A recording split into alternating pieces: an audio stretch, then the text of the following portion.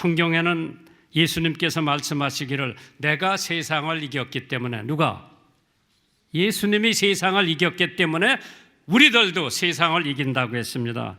영국에 말을 더듬고 집중력이 약해 공부를 못하는 한 소년이 있었습니다. 이 소년은 사춘기가 되어 자신의 약점을 극복하지 못한, 꿈을 이루지 못한다는 것을 깨닫고 책을 소리내어 읽으면서 집중력을 길렀고 말 더듬는 습관도 극복을 했습니다. 그리고 꿈에 그리던 군인이 되기 위해 육군사관학교에 지원을 했는데 2번이나 떨어졌어요.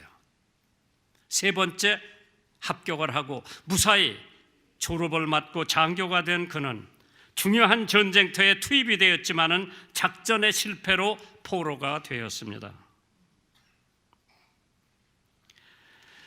그러나 포로 감옥소에서 다시 탈출을 해 본국으로 돌아왔고 이 과정을 통해서 실패자가 아니라 전쟁의 영웅의 대접을 받았습니다. 그리고 정치인이 되어 수상 자리에까지 오르게 되었고 히틀러에 맞서서 불리했던 전쟁을 승리로 이끌었습니다. 그 사람이 남겨놓은 유명한 명연설에 Never, never, never give up, 절대로 포기하지 말라고 하는 명연설을 한 적이 있습니다.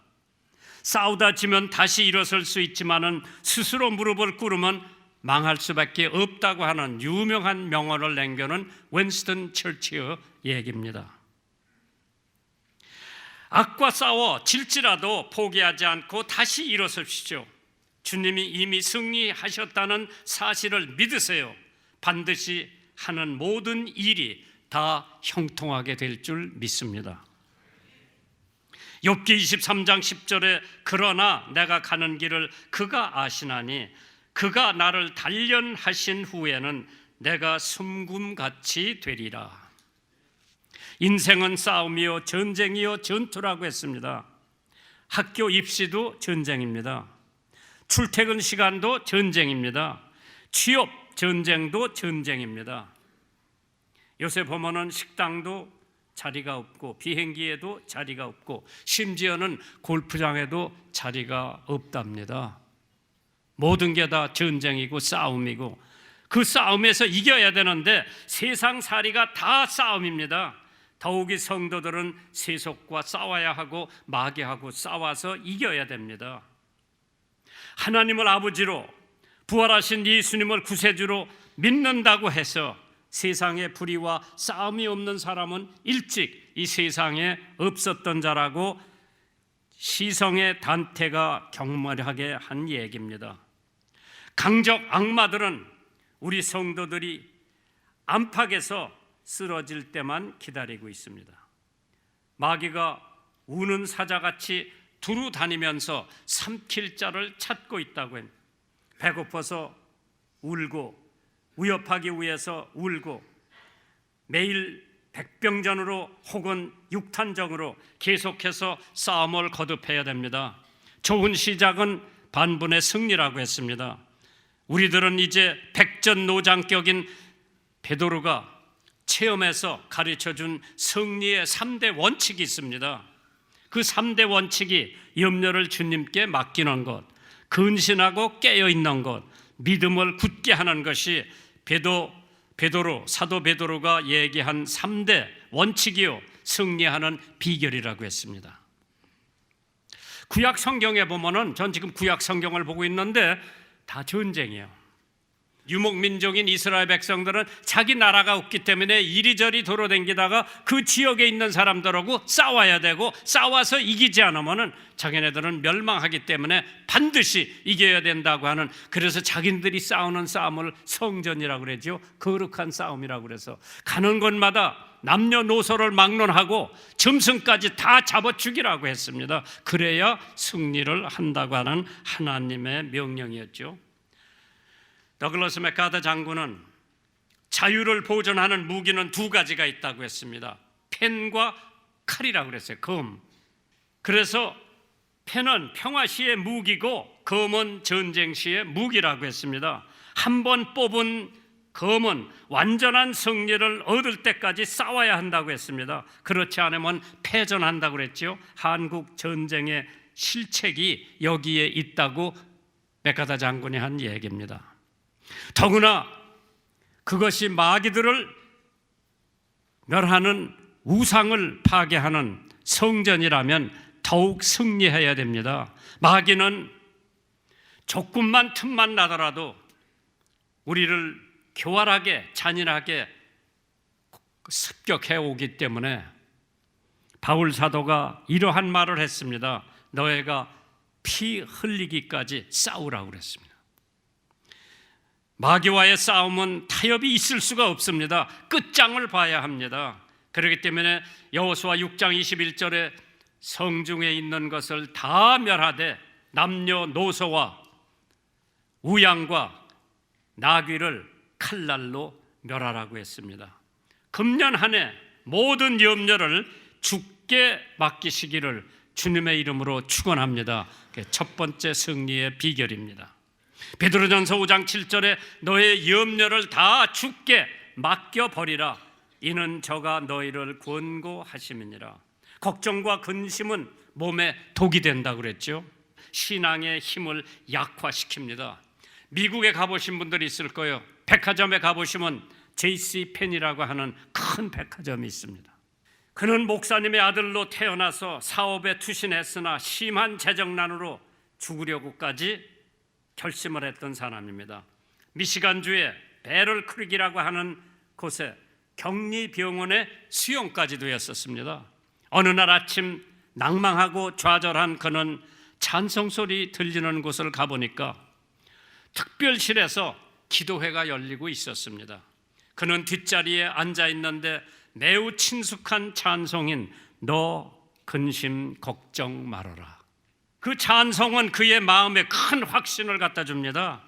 그는 이렇게 외치기 시작했습니다. 하나님, 사랑하는 하나님, 저는 아무것도 할 수 없습니다. 저를 돌보아 주시옵소서.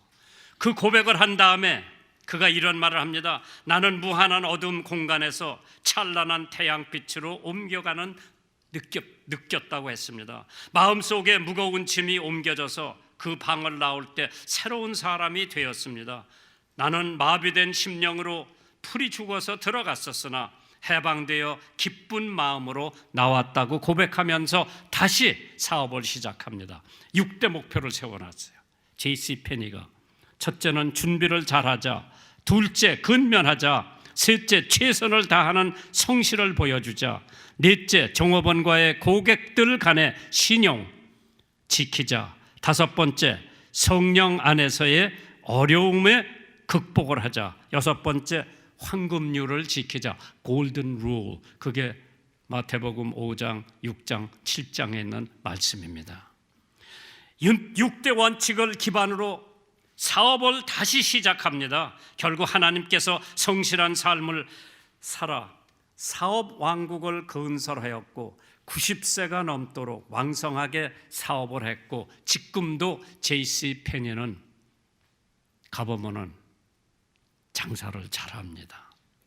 그렇기 때문에 출애굽기 14장 14절에 여호와께서 너를 위하여 싸우시리니 너는 가만히 있을지어다. 주님께 모든 거 맡겨버리면 됩니다. 겸손하게 싸우십시오. 그러면 하나님께서 다 이루어 주시는데 염려하지 말고 전지전능하신 주님께서 싸워주시고 이길 것이 뻔한데 왜 염려하는 것이냐. 하나님에 대한 불신이요, 믿지 못하겠다는 것이요, 하나님의 능력을 과소평가하는 것이기 때문에 하나님께서 근심, 걱정 다 맡기라고 그랬죠. 불란서의 생리학자며 외과 의사로 노벨상까지 탄 까멜이라고 하는 사람이 있는데 그가 이런 말을 합니다. 걱정, 근심을 정복하지 못하는 사업가는 빨리 죽는다고 그랬어요. 그렇기 때문에 빌립보서 4장 6절에 아무것도 염려하지 말고 오직 모든 일에 기도와 간구로 너의 구할 것을 감사함으로 하나님께 아뢰라. 그리하면 모든 지각에 뛰어난 하나님의 평강이 그리스도 예수 안에서 너의 마음과 생각을 지키시리라. 미국의 교육가 카네기는 다음과 같은 말을 했죠. 걱정 근심처럼 여자의 얼굴을 속히 늙게 하고 빨리 상하게 하는 것은 없다. 걱정은 얼굴의 표정을 둔하게 하고 찌그러진 얼굴을 만들며 머리를 희게 하며 피부병을 생기게 한다고 그랬어요. 걱정은 하나님을 의지하지 않는 데서 나오는 것이라고 그랬죠. 근심의 시작은 믿음의 종말이라고 그랬어요. 믿음을 종말시키려면 늘 근심만 하고 사세요. 걱정과 근심은 루마티스의 관절염 걸리는 동기가 된다고 했습니다. 코넬 메디컬 칼리지의 러셀 시설 박사가 세계적인 관절염 권위자로 연구한 결과 4가지 원인이 있다고 합니다. 관절염 걸리는 4가지 원인이 부부관계의 파탄, 재정적 파멸과 거기서 오는 슬픔, 고적과 걱정, 근심, 4번째로 오래된 원한이라고 그랬어요. 걱정, 근심, 공포, 짜증, 분노, 원한, 시기, 질투, 우리에게 큰 해독이 되는 요소라고 그랬죠. 이것을 성령의 능력으로 제압하고 기뻐하며 만족하며 즐겁게 하루를 살 수 있는 여러분이 되시기를 주님의 이름으로 축원합니다. 그리하면 금년도 여러분들은 승리하실 거예요. 2번째로 금년에 근신하고 깨어 있으라고 그랬습니다. 베드로전서 5장 8절에 근신하라, 깨어라, 너의 대적 마귀는 우는 사자같이 두루다니면서 삼킬 자를 찾는다고 그랬습니다.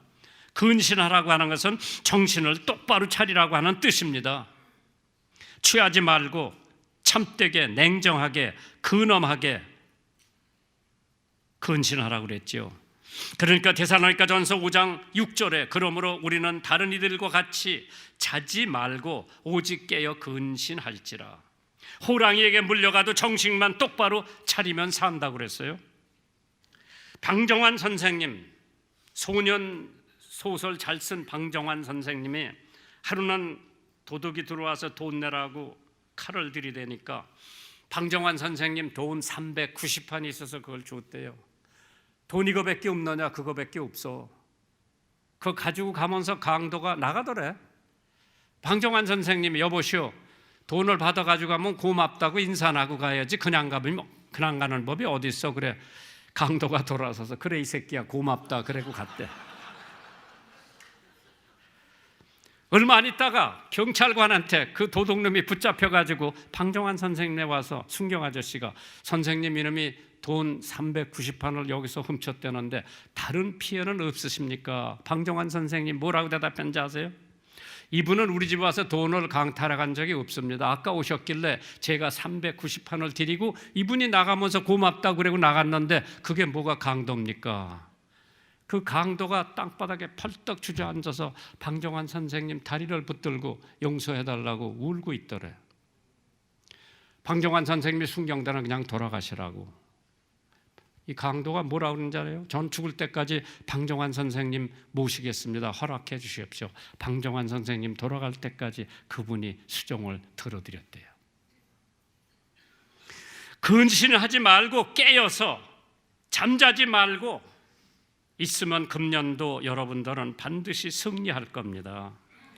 우리들은 신앙을 떠나 고난 깊은 잠에 들어있지는 않나. 전도한 지가 얼마나 됐나. 죄인을 보고 눈물을 흘린 적이 언젠가. 새벽 기도한 지가 언젠가. 연보한 지가 언젠가. 성경 공부도 얘도 잠들지 않았나. 잠에 깨어야 주님의 큰일을 할 수가 있습니다. 집사님들 잘 들어보세요. 감리교 창설자가 존 웨슬리요. 영국에서 감리교를 세운 사람이에요. 그 사람이 하루는 설교를 하다 말고 불이야 불 하니까 잠자던 사람들이 깜짝 놀라 깨가지고 어디 불이 어디 났느냐고 그러니까 웨슬리 목사님은 지옥이요 지옥. 설교 도중에 낮잠 자는 사람들 가게 될 지옥에서 불이 났다고 하니까 잠자는 사람이 한 사람도 없더래요. 1시간을 못 깨어 있는 사람들이 어찌 천국에 갈 수 있겠나? 웨슬리 선생이 한 얘기죠. 시편 13편 3절에 여호와 내 하나님이여 나를 생각하사 응답하시고 나의 눈을 밝히소서. 두렵건대 내가 사망의 잠을 깰까 하오며 두렵건대 나의 원수가 이르기를 내가 저를 이기었다 할까 하오며 내가 요동될 때에 나의 대적들이 기뻐할까 하나이다. 세 번째로 금년도 새해에는 믿음을 굳게 하며 마귀를 대적하면 승리한다고 그랬어요. 베드로전서 5장 9절입니다. 너희는 믿음을 굳게 하여 저를 대적하라. 이는 세상에 있는 너의 형제들도 동일한 고난을 당한 줄 알미니라. 믿음의 중요성을 강조한 거죠. 데모데전서 1장 15절에요. 믿보다 모든 사람이 받을 만한 이 말이요 그리스도 예수께서 죄인을 구원하시려고 세상에 임하셨다 하였도다. 죄인 중에 내가 괴수라고 했습니다. 믿음이 있으면 구원을 받아 하나님의 자녀가 됩니다. 영접하는 자, 곧 그 이름을 믿는 자들에게는 하나님의 자녀가 되는 권세를 주신다고 요한복음 1장 12절에 기록되어 있죠. 믿음이 어떤 축복을 갖다 주느냐? 새 사람이 된다고 그랬어요. 그런즉 누구든지 그리스도 안에 있으면 새로운 피조물이라고 그랬죠. 믿음이 있으면 마음이 평안하다고 그랬습니다. 요한복음 14장 27절에 평안을 너에게 끼치노니 나의 평안을 너에게 준다고 그랬죠. 믿음이 있으면 하나님과 사귐이 있다고 그랬어요. 교제가 있다고 그랬습니다.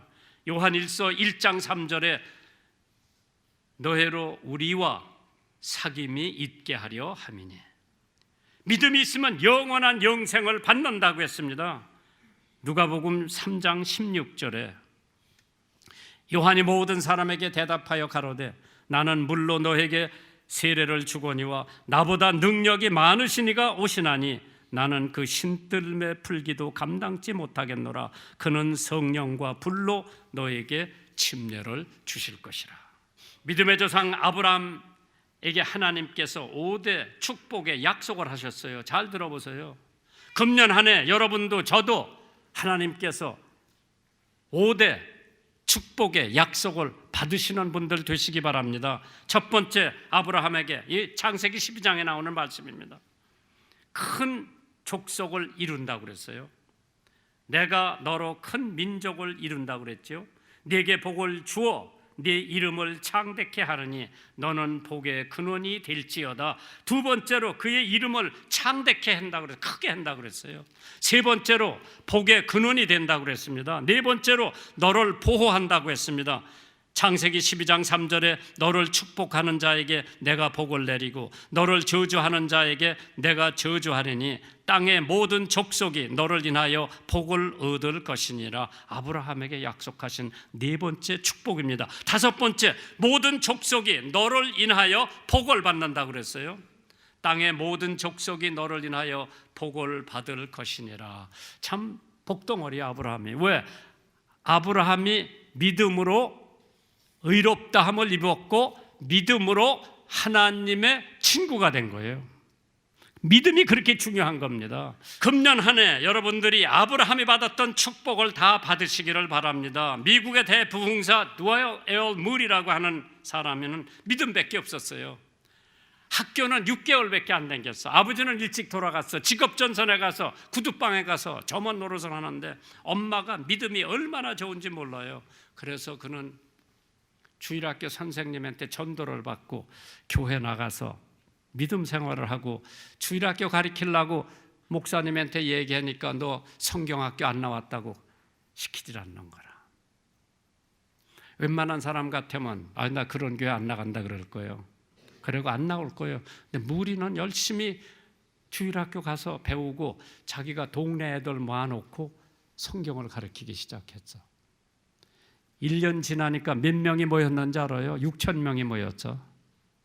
하나님이 그걸 미국, 영국, 구라파 얼마나 많이 사용하셨는지 그 생전에 적어도 몇백만 명이 예수 믿었어요. 그의 설교를 통해서. 그가 가지고 있다는 것은 학력도 없었습니다.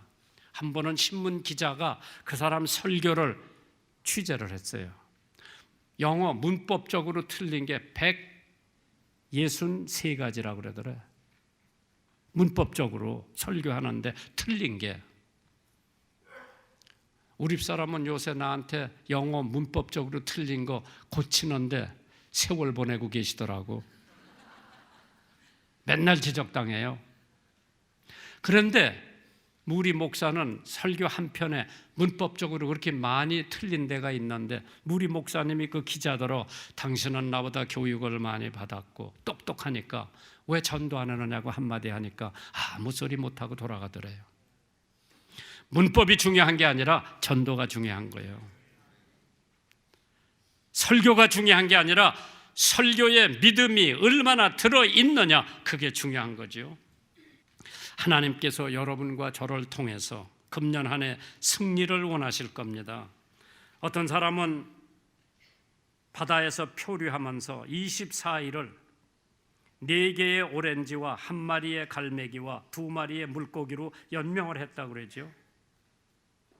어떤 사람은 6주간을 고립이 돼가지고 스노우, 눈으로 아침과 점심과 저녁을 때우면서 연명을 했다고 합니다.